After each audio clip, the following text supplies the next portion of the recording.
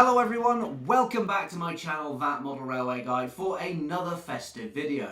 Now, last year you may remember I visited the Bexhill Museum to take a look at the Winter Wartime layout there that was commissioned by Eddie Izzard and put together by a group of volunteers. Now, to date, that video is the most popular video on this channel, and so the team behind the layout very kindly invited me back to the museum to give me a private tour of it. Naturally, I jumped at the chance to see this wonderful layout again, and I was able to talk to some of the team about how the layout was built, all the improvements they've made to it since the last time I visited, and what they've got in the works for the future too. I'm really excited for this video, so come along with me as I head back to Bexhill 1940, the Winter Wartime Model Railway.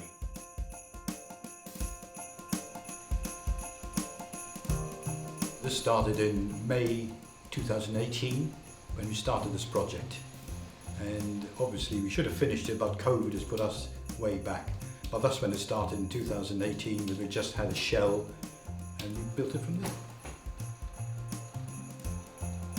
I decided to take the project on and hope that I had help, and Colin was one of the first to join us, a few others, and Peter, and it's just, at the moment, there's just 5 of us that look after this layout. We are a group of modellers building a model railway for a third party. Colin is the electrical guru, if you like, and he organises it, and then he just comes in and says, "Hey lads, I've got this going." We come out and we all go, "Wow." There's a lot of technical stuff underneath that we're proud of. You know, the way the trains start and stop automatically and can be left purely in the hands of the museum. And then there's a row of buttons along the front, and if you press one, something happens on the layout. And Eddie was like a little child when we were getting things to run around, especially with Colin's help, getting trains running in and out of Bexhill West.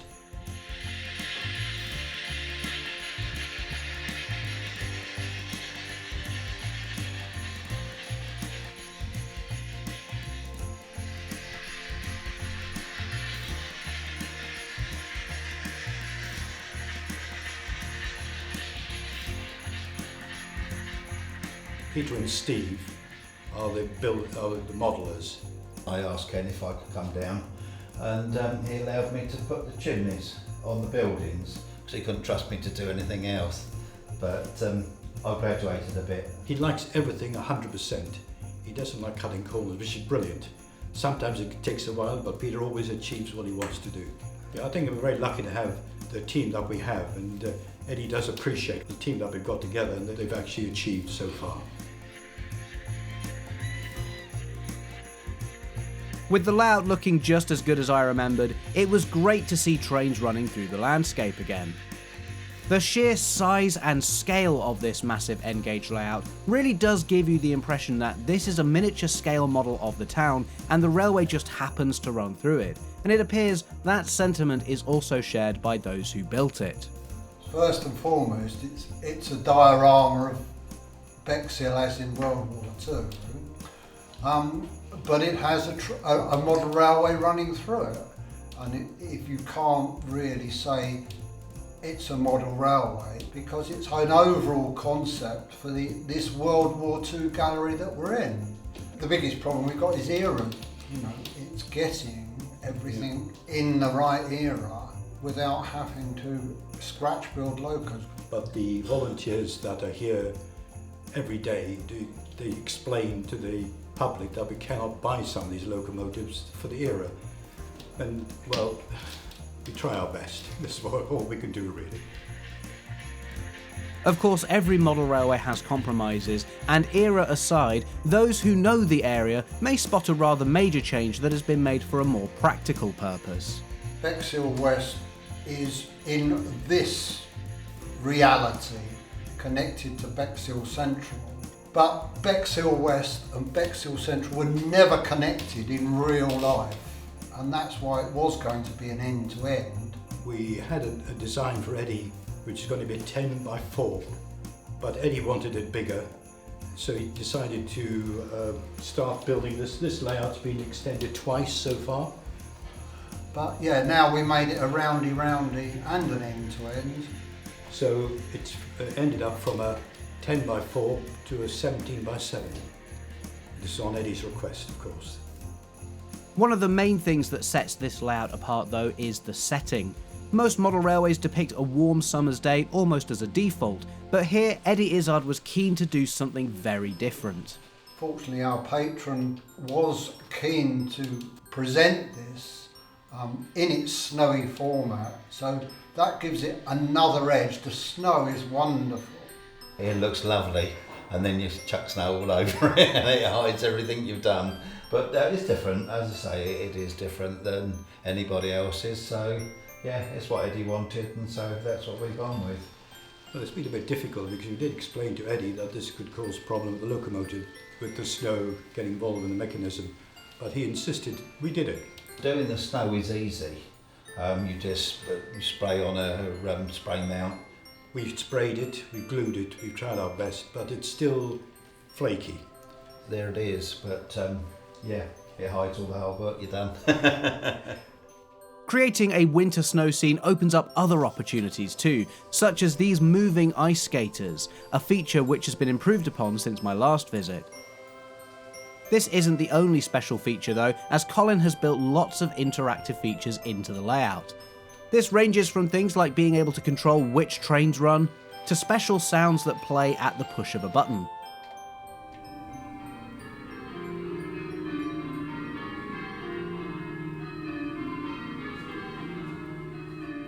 And with the layout being set in wartime, it also brings to life some of the more devastating scenes of the period.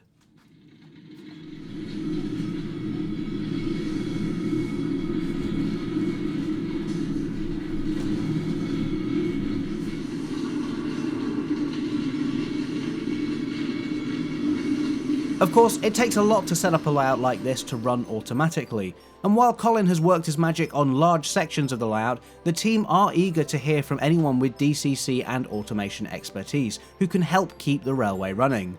If you happen to live near Bexhill and think you might be able to help them out, you can contact them via the email address in the description of this video.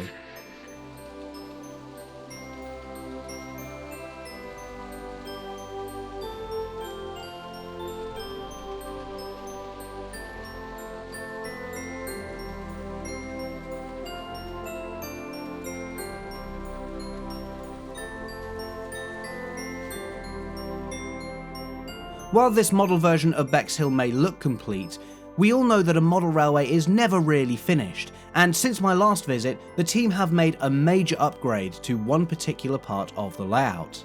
We had several people complain about the viaduct because it was, I think, we had 12 arches, and I was told it should have been 17. So New Year's this year, we replaced it with a 17-arch viaduct. It evolves over time, as I'm sure you know, modelling you always keep changing it over the period, and we've got several other projects forthcoming this year. The new viaduct may now be complete, but for the team behind Bexhill 1940, there's no time to relax, as they've already started work on their next major upgrade. Up the far side there is a representation of the old town, which is nothing like the old town. When we originally built it, we didn't take much care in building the old town as it should be. Peter's been building some wonderful properties. So at the moment I'm building a model of the Bell Hotel that was up there, a couple of the cottages that were attached to it, the old community centre that is opposite the church. Steve has rebuilt a kit so that the church looks exactly like St Peter's did, and it'd be round the other way a bit. I've built the shops that were opposite in the high street, so over the winter break, we have a break in December, end of December, beginning of January, we should be taking that part out and replacing it with models that do represent what was there, so people can recognise it and see that it was Bexhill Old Town in 1940. These buildings may have been made from scratch, but a lot of the other structures on the layout are made from Metcalf Kits. These card kits are often a good entry point for beginners in the hobby, but here the team at Bexhill Museum have shown that they look just at home on a layout built to very high standards. It was all donated by Metcalf, and well, they've been extremely generous, they've actually donated items for the new old town that we're building as well, which I think really Eddie's extremely grateful. Of course, even with small layouts, there are always things that can be adjusted or little problems that need to be solved to keep trains running, and it's no different with a large layout like this. It's a challenge to keep it running. We'll never be out of work. Going forward, signalling. We're going to go for signalling next. You know, little tiny semaphore signals, wonderful. As Ken said, any model railway at the end of the day evolves, and that's what we hope to do, just evolve it continuously. While we may not all be building layouts of this size, scale or era, I think we can all appreciate what the team at Bexhill Museum have created here. If you're ever in the area, I highly recommend you pop in and have a look, and in my experience, the volunteers there will be more than happy to run a train round for you.